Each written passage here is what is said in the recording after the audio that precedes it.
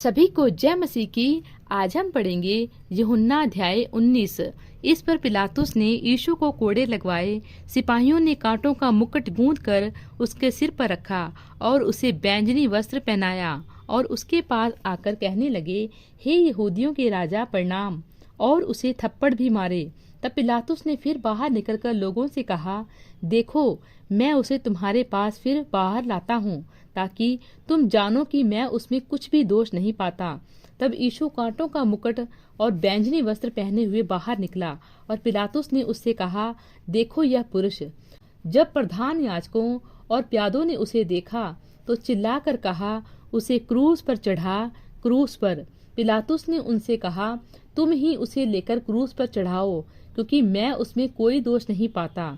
यहूदियों ने उसको उत्तर दिया, हमारी भी व्यवस्था है और उस व्यवस्था के अनुसार वह मारे जाने के योग्य है, क्योंकि उसने अपने आप को परमेश्वर का पुत्र बनाया। जब पिलातुस ने यह बात सुनी तो और भी डर गया और फिर किले के भीतर गया और यीशु से कहा, तू कहाँ का है?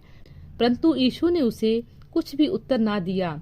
इस पर पिलातुस ने उससे कहा, मुझसे क्यों नहीं बोलता? क्या तू नहीं जानता कि तुझे छोड़ देने का अधिकार मुझे है और तुझे क्रूस पर चढ़ाने का भी मुझे अधिकार है? यीशु ने उत्तर दिया, यदि तुझे ऊपर से ना दिया जाता तो तेरा मुझ पर कुछ अधिकार ना होता। इसलिए जिसने मुझे तेरे हाथ पकड़वाया है उसका पाप अधिक है। इस पर पिलातुस ने उसे छोड़ देना चाहा, परंतु यहूदियों ने चिल्ला चिल्ला कर कहा, यदि तू इसको छोड़ देगा तो तेरी भक्ति कैसर की ओर नहीं। जो कोई अपने आप को राजा बनाता है वह कैसर का सामना करता है। ये बातें सुनकर पिलातुस यीशु को बाहर लाया और उस जगह एक चबूतरा था जो इब्रानी में गब्ता कहलाता है, और वहाँ न्याय आसन पर बैठा। यह फसह की तैयारी का दिन था और छठे दिन के लगभग था। तब उसने यहूदियों से कहा, देखो तुम्हारा राजा। परंतु वे चिल्लाए, ले जा, उसे क्रूस पर चढ़ा। पिलातुस ने उनसे कहा, क्या मैं तुम्हारे राजा को क्रूस पर चढ़ाऊं? प्रधान याजकों ने उत्तर दिया, कैसर को छोड़, हमारा और कोई राजा नहीं। तब उसने उसे उनके हाथ सौंप दिया ताकि वह क्रूस पर चढ़ाया जाए। क्रूस पर चढ़ाया जाना। तब वे यीशु को ले गए और वह अपना क्रूस उठाए हुए उस स्थान तक बाहर गया जो खोपड़ी का स्थान कहलाता है, और इब्रानी में गुलगुता। वहां उन्होंने उसे और उसके साथ दो मनुष्यों को क्रूस पर चढ़ाया, एक को इधर और एक को उधर, और बीच में यीशु को। पिलातुस ने एक दोष पत्र लिखकर क्रूस पर लगा दिया और उसमें यह लिखा हुआ था, यीशु नासरी, यहूदियों का राजा। यह दोष पत्र बहुत से यहूदियों ने पढ़ा, क्योंकि वह स्थान जहां यीशु क्रूस पर चढ़ाया गया था नगर के पास था, और पत्र इब्रानी और लतीनी और यूनानी में लिखा हुआ था। तब यहूदियों के प्रधान याजकों ने पिलातुस से कहा, यहूदियों का राजा मत लिख, परंतु यह कि उसने कहा, मैं यहूदियों का राजा हूँ। पिलातुस ने उत्तर दिया, मैंने जो लिख दिया वह लिख दिया।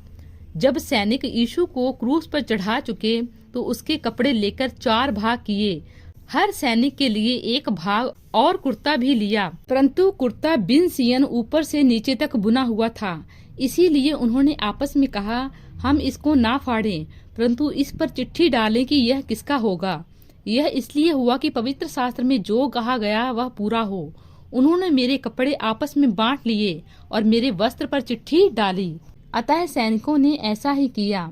यीशु के क्रूस के पास उसकी माता और उसकी माता की बहन क्लोपास की पत्नी मरियम और मरियम मगदलीनी खड़ी थी।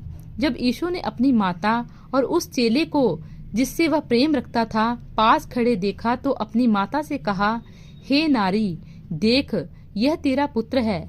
तब उसने चेले से कहा, यह तेरी माता है, और उसी समय से वह चेला उसे अपने घर ले गया। यीशु की मृत्यु। इसके बाद यीशु ने यह जानकर कि अब सब कुछ पूरा हो चुका, इसीलिए कि पवित्र शास्त्र में जो कहा गया वह पूरा हो, कहा, मैं प्यासा हूँ। वहाँ सिरके से भरा हुआ एक बर्तन रखा था, अतः उन्होंने सिरके में भिगोए हुए स्पंज को जूफे पर रखकर उसके मुंह से लगाया। जब यीशु ने वह सिरका लिया तो कहा, पूरा हुआ, और सिर झुकाकर प्राण त्याग दिए। भाले से बेधा जाना। इसीलिए कि वह तैयारी का दिन था। यहूदियों ने पिलातुस से विनती की कि उनकी टांगें तोड़ दी जाएं और वे उतारे जाएं, ताकि शब्द के दिन वे क्रूसों पर ना रहें, क्योंकि वह शब्द का दिन था। अतः सैनिकों ने आकर उन मनुष्यों में से पहले की टांगें तोड़ी, तब दूसरे की जो उसके साथ क्रूसों पर चढ़ाए गए थे। परंतु जब यीशु के पास आकर देखा कि वह मर चुका है, तो उनकी टांगें न तोड़ी, परंतु सैनिकों में से एक ने बर्छे से उसका पंजर बेधा और उसमें से लहू और पानी निकला। जिसने यह देखा उसने गवाही दी है और उसकी गवाही सच्ची है, और वह जानता है कि वह सच कहता है कि तुम भी विश्वास करो। ये बातें इसलिए हुई कि पवित्र शास्त्र में जो कहा गया वह पूरा हो, उसकी कोई हड्डी तोड़ी न जाएगी। फिर एक और स्थान पर यह लिखा है, जिसे उन्होंने भेदा है उस पर वे दृष्टि करेंगे। यीशु का गाड़ा जाना। इन बातों के बाद अरमतिया के यूसुफ ने, जो यीशु का चेला था परंतु यहूदियों के डर से इस बात को छिपाए रखता था, पिलातुस ने विनती की कि क्या वह यीशु का शव ले जा सकता है। पिलातुस ने उसकी विनती सुनी और वह आकर उसका शव ले गया।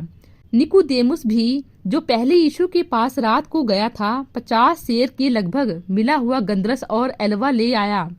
तब उन्होंने यीशु का शव लिया और यहूदियों के गाड़ने की रीति के अनुसार उसे सुगंध द्रव्य के साथ कफन में लपेटा।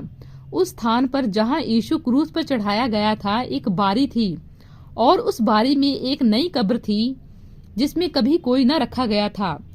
इसीलिए यहूदियों की तैयारी के दिन के कारण उन्होंने यीशु को उसी में रखा, क्योंकि वह कब्र निकट थी। प्रभु इन वचनों द्वारा आपको बहुतायत से आशीष दे। आमीन।